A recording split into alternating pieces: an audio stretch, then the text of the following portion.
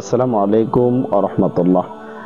পরিবার এবং স্বামী স্ত্রী সন্তান স্ত্রী নিয়ে অনেকে অনেক মুসিবতে পড়ে আছেন। তার মধ্যে সবচাইতে কঠিন এবং যেটা বেকায়দাপূর্ণ, যেটা মানুষকে সবচাইতে বেশি বিপদে ফেলে, সেটা হলো অবৈধ সম্পর্ক। সেটা স্বামী এবং স্ত্রীর অবৈধ সম্পর্ক যদি হয়, সংসারের মধ্যে খুবই বিপদ এবং খুবই মুসিবত হয়ে থাকে। একটা সংসার ভেঙে পর্যন্ত যায় এটার কারণে।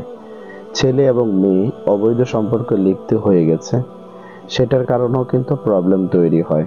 আমি আপনাদেরকে আজকে যে আমলটি বলতে যাচ্ছি বা যেটি আপনাদেরকে বলবো, এই আমলটি যদি আপনারা করে থাকেন, আপনার স্বামী, আপনার স্ত্রী কারো সাথে যদি কোনো ধরনের এ ধরনের পরকীয়া সহ যাবতীয় এ ধরনের কোনো সম্পর্কে যদি জড়ায়া থাকে, আর আপনি আপনার পরিবার সমাজ সবাই মিলে চেষ্টা করতেছেন ছোটানোর জন্য, অথবা বিভিন্ন প্রকার বুঝাচ্ছেন, তাকে মানানোর চেষ্টা করতেছেন, বিভিন্ন প্রকার বিভিন্নভাবে বুঝাচ্ছেন, কিন্তু লাভ হচ্ছে না, তাদের জন্য আজকের এই আমলটি।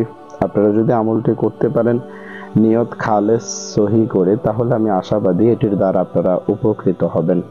পরকীয়া অবৈধ সম্পর্ক যদি ছেলে মেয়ের, আপনার স্ত্রীর, স্বামীর যদি থেকে থাকে, তাহলে আমলটির মাধ্যমে আল্লাহ যদি রহমত করে, ইনশাআল্লাহ তাদের এই বদঅভ্যাস তারা ছেড়ে দেবে। স্বামী যদি ছেড়ে দেয়, স্ত্রী যদি ছেড়ে দেয়, ফ্যামিলির মধ্যে, পরিবারের মধ্যে শান্তি আসবে। এটাই কামনা করি। যদি আমলটি আপনারা সহিভাবে খালেস নিয়তে যদি করেন, আল্লাহ অবশ্যই এটার উসিলা দিয়ে আপনার দোয়া কবুল করে আপনাকে অবশ্যই মুসিবত থেকে আল্লাহ তাআলা উদ্ধার করবেন। কিভাবে আমলটি করবেন সেটি আমি আপনাদেরকে জানাচ্ছি। আমলটি দুইটা নিয়মে করা যায়। প্রথমত, বৃষ্টির পানি দিয়ে আপনি আমলটি করতে পারেন। দ্বিতীয়ত, বরফের পানি দিয়েও আপনি আমলটি করতে পারেন। বৃষ্টির পানি যদি সংগ্রহ করতে পারেন, তাহলে বৃষ্টির পানিতে আপনি আমলটি করবেন। আর যদি বৃষ্টির পানিতে না পারেন, তাহলে আইস বা বরফ যেটাকে বলে, সে বরফকে আপনি একটি পাত্রের মধ্যে রেখে বরফকে গলিয়ে নিয়ে যে পানিটা থাকবে, ওই পানিটার মধ্যে আপনি আমলটি করবেন। অবশ্যই আপনাকে 5 ওয়াক্ত নামাজি হতে হবে। 5 ওয়াক্ত নামাজ আপনি পড়বেন, আপনার জবান পবিত্র থাকবে ইনশাআল্লাহ। নামাজি ব্যক্তির জবান কখনো অপবিত্র হয় না।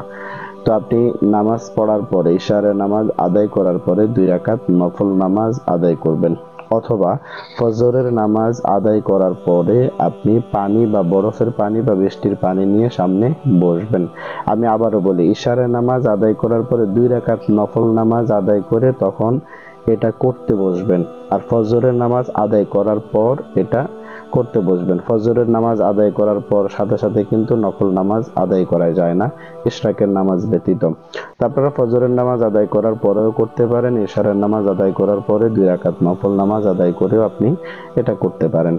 ধরেন আপনি ফজরের নামাজ আদায় করলেন, আদায় করার পর আপনি বরফের পানি অথবা বৃষ্টির পানি সামনে নিয়ে বসলেন।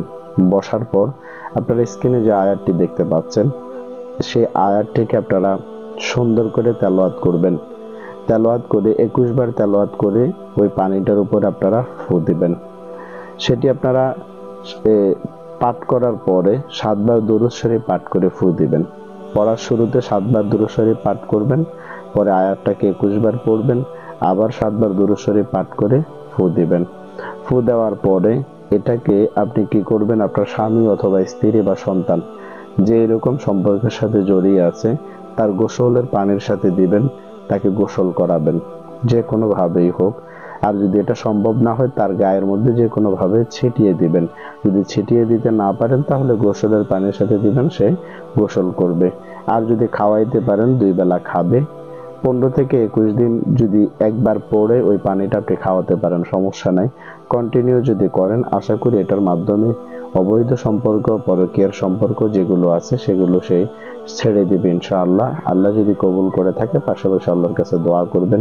আশা করি এটার মাধ্যমে অনেকেই ফলাফল পেয়েছে, আপনিও ফলাফল পাবেন ইনশাআল্লাহ। ভালো লাগলে ভিডিওটি শেয়ার করে অন্যকে দেখার সুযোগ করে দিবেন। পেজে নতুন হলে পেজটিকে ফলো করবেন। আসসালামু আলাইকুম ওয়া রাহমাতুল্লাহ।